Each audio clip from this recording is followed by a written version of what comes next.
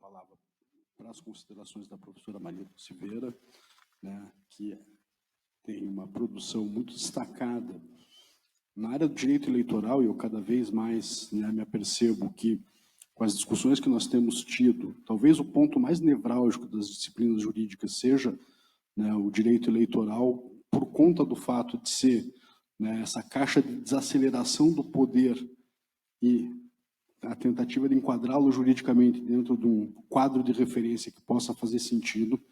A professora Marilda é também membro, né, do PPGD, do IDP, enfim, uma grande referência nessa área, e tem, né, compartilhado várias reflexões sobre os riscos da tecnologia à formação do processo democrático. Ao final, eu faço algumas ponderações com cara de provocação, mas sem, né, tomar tempo da plateia. Olá, muito bom dia a todos. Eu queria, antes de tudo, agradecer o convite para estar aqui.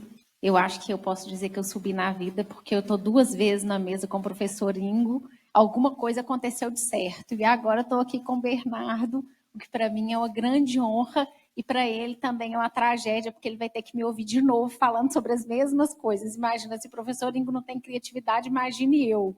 E a gente está aqui compartilhando um tema semelhante ao que a gente discutiu. Graças a Deus. E a gente está tentando avançar aqui, discutir nessas questões relacionadas aos desafios que as novas tecnologias impõem ao constitucionalismo e, consequentemente, à nossa democracia, que é uma democracia constitucional.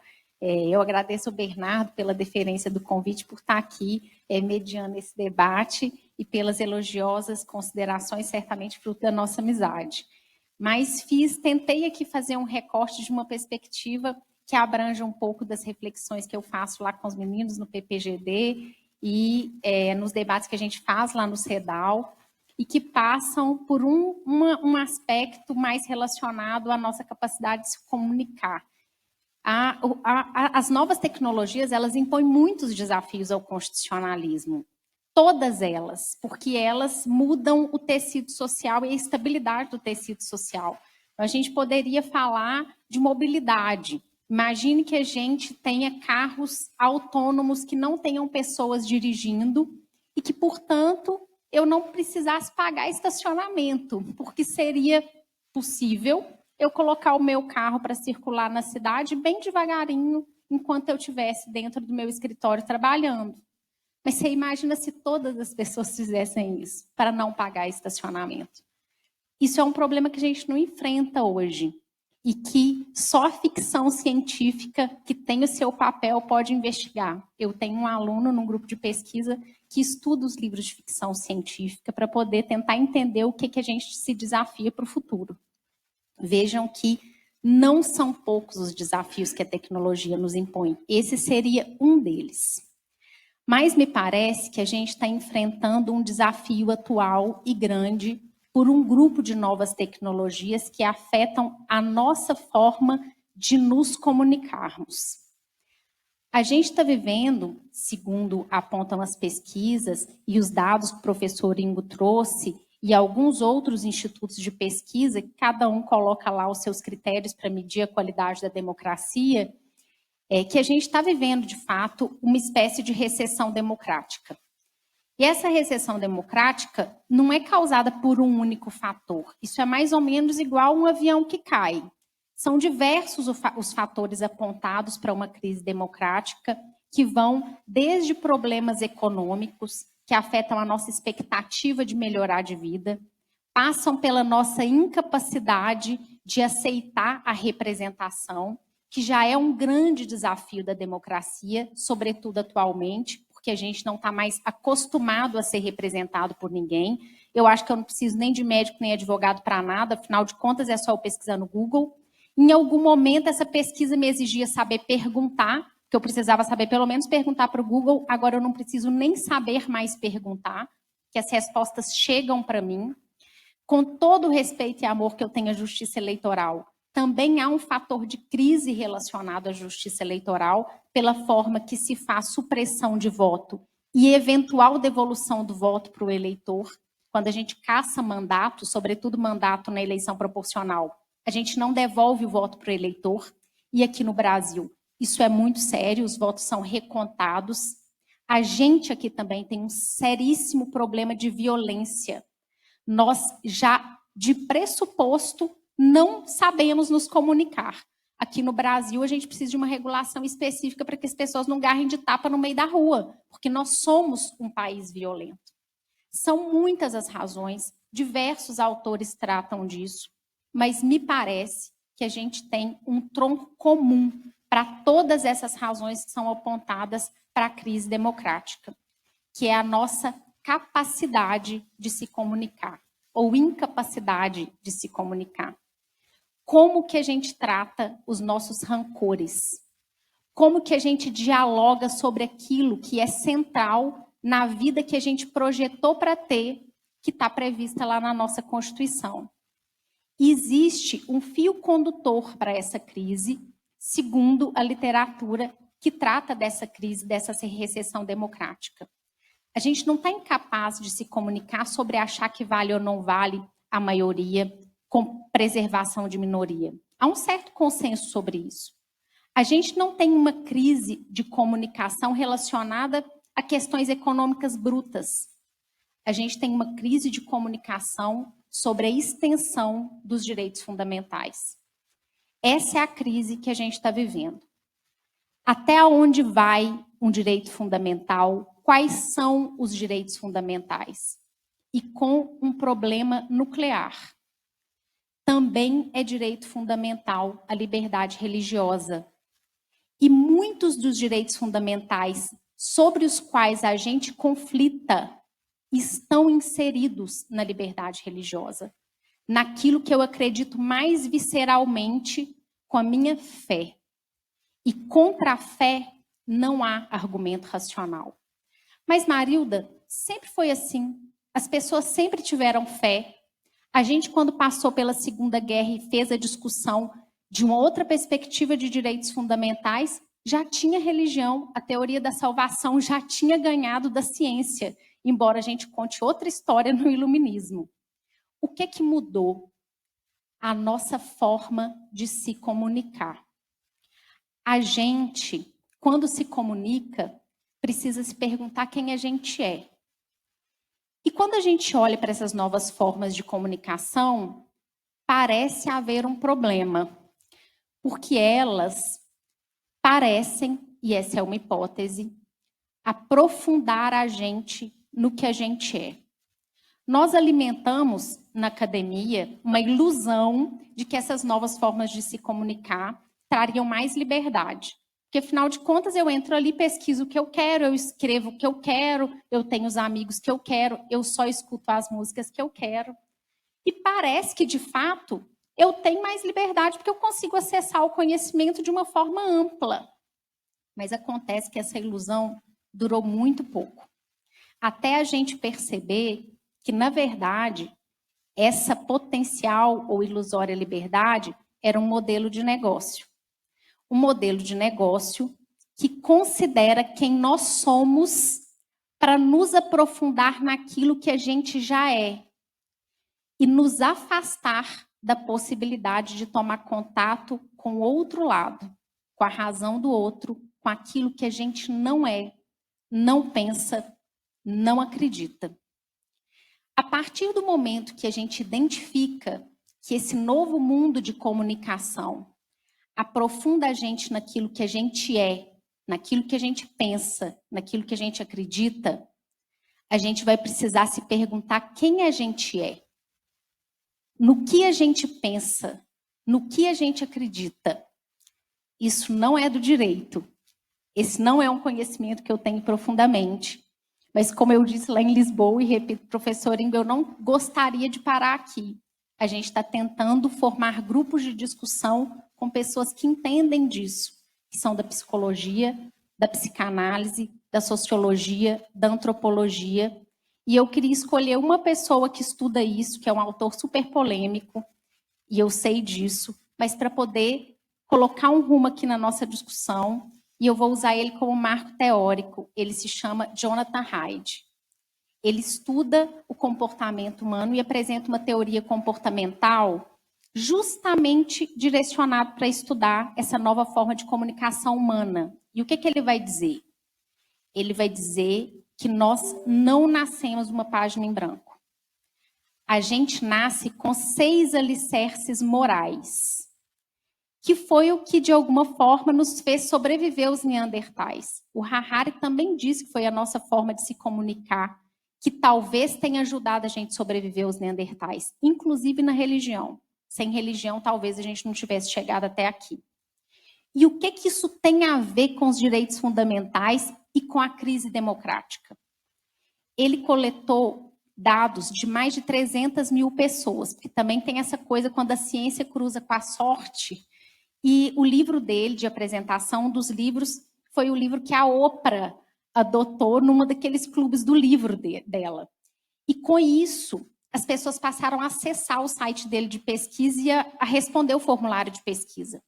Então, ele tem um universo de coleta enorme, o que diminui o desvio padrão e que dá uma certa segurança nos dados que ele apresenta, que não quer dizer, claro, que seja verdade, porque ciência é provisória. Mas ele vai dizer, então, que nós temos 6 alicerces morais.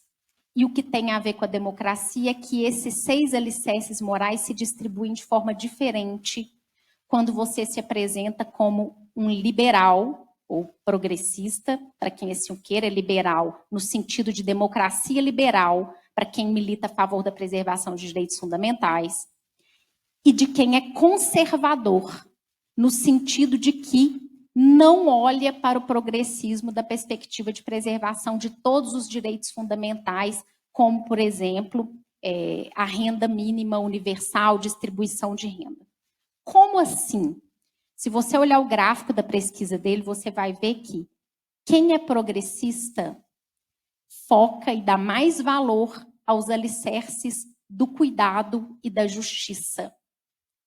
Quem é conservador distribui de forma mais ou menos equivalente todos os alicerces morais.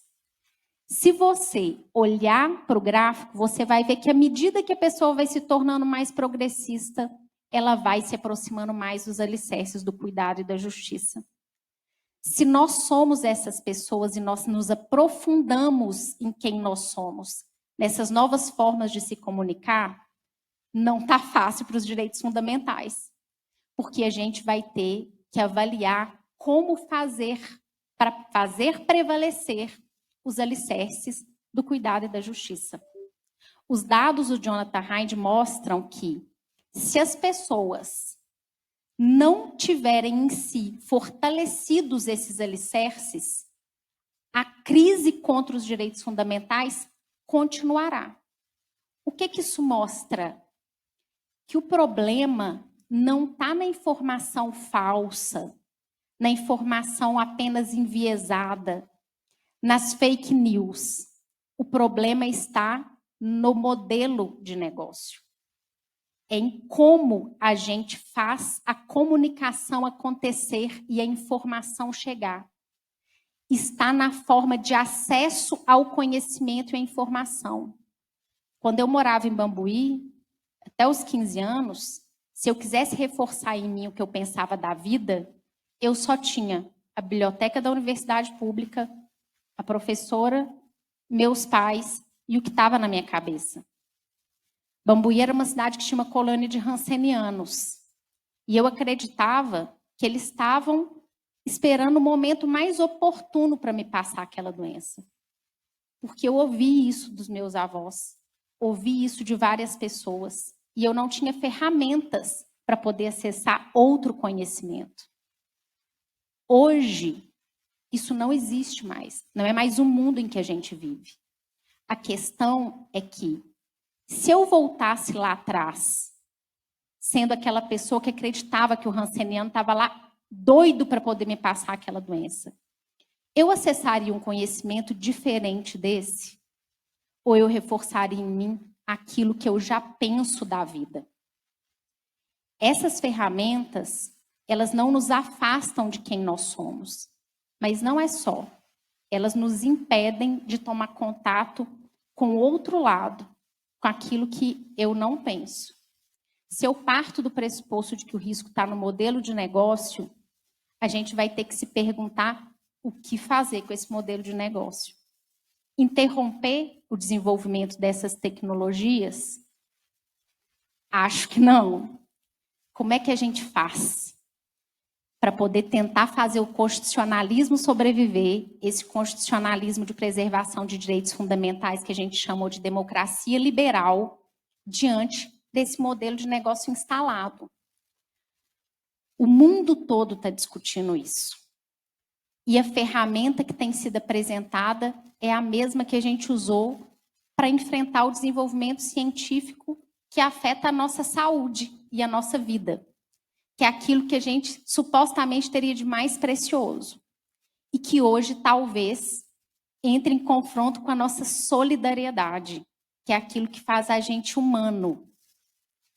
A gente pode manter a nossa vida e a nossa saúde, mas se a gente não mantiver a nossa solidariedade, possa ser que a gente não sobreviva a nós mesmos, como disse o Jonathan Haidt. Então, o mundo está se questionando como fazer uma matriz de risco quando você coloca uma nova tecnologia no mercado. Como é que a gente fez isso com medicamento? Se eu quisesse colocar uma pílula aqui para tratar o Covid, ninguém ia questionar se eu dissesse não, enquanto não houver um teste prévio. Foi isso que a gente fez com a cloroquina. Foi isso que a gente fez com a vacina, no momento de gravíssima crise. Mas a gente trata com absoluta naturalidade o lançamento de um novo algoritmo preditivo, comemorando, como se isso não nos colocasse um risco à nossa própria existência. Eu contei um caso na palestra, professora, vou repetir. E eu sempre conto esse caso em sala de aula, quem me ouviu já contar vai ter que tolerar. Porque ele me parece fundamental para a gente fazer essa reflexão. Na Segunda Guerra Mundial, só teve um país que não mandou os judeus para os campos de concentração. Foi a Dinamarca. Na Dinamarca, quando os nazistas invadiram o país, inicialmente o país não foi bombardeado. Eles acessaram o governo e continuaram na administração. Diferentemente da França, porque a França acolheu de alguma forma os nazistas, né? E estabeleceu um governo lá, mas tudo bem. Na Dinamarca, não. Os conflitos se acirraram. Em algum momento, eles entraram, de fato, em conflito, mas um nazista, dizem que arrependido, não se sabe muito bem como isso aconteceu, resolveu chegar no governo e falar, olha, gente, quando os alemães chegarem aqui daqui a 3 dias, eles não vão levar os judeus para campos de trabalho. Vai acontecer o seguinte, eles vão colocar eles nos trens, vão levar para um campo de concentração e vai matar todo mundo. É isso que eles estão fazendo. Os dinamarqueses tiveram 3 dias para decidir se eles salvavam a própria vida e deixavam os judeus irem para os campos de concentração, ou se eles colocavam em risco a própria vida e salvavam os judeus. Surpreendentemente, num mundo que não tinha comunicação, mal tinha rádio, eles escolheram salvar os judeus e conseguiram se comunicar entre eles e dar fuga para os seus vizinhos, para os seus parentes, para aqueles que tinham um comércio do lado. E a Dinamarca foi o único país que salvou milhares de judeus em uma atitude concertada, sem uma comunicação decente. Muito se estuda sobre isso. E uma das hipóteses é que as pessoas tiveram a oportunidade de tomar contato com a crueldade da decisão, da sua própria decisão. Elas tiveram a oportunidade de tomar contato com a razão do outro. O que as novas formas de comunicação estão nos tirando. Essa capacidade de tomar contato com a razão do outro. A gente está na hora, passou de hora da gente se perguntar quem a gente é, para onde a gente vai, como isso nos afeta, como isso afeta o nosso constitucionalismo e o que nós vamos continuar permitindo que entre na nossa vida para desafiar aquilo que a gente projetou para a gente ser no futuro. A gente se esquece, mas toda vitória é provisória. Eu espero que a partir dessas reflexões tem uma muito importante lá no Senado, que é a regulação das novas inteligências artificiais e como implantar critérios éticos na inteligência artificial, a gente possa continuar medindo esse risco, e ninguém melhor do que a gente, que está aqui refletindo sobre o direito que cria as regras para poder pensar um pouco melhor sobre isso. Muito obrigada.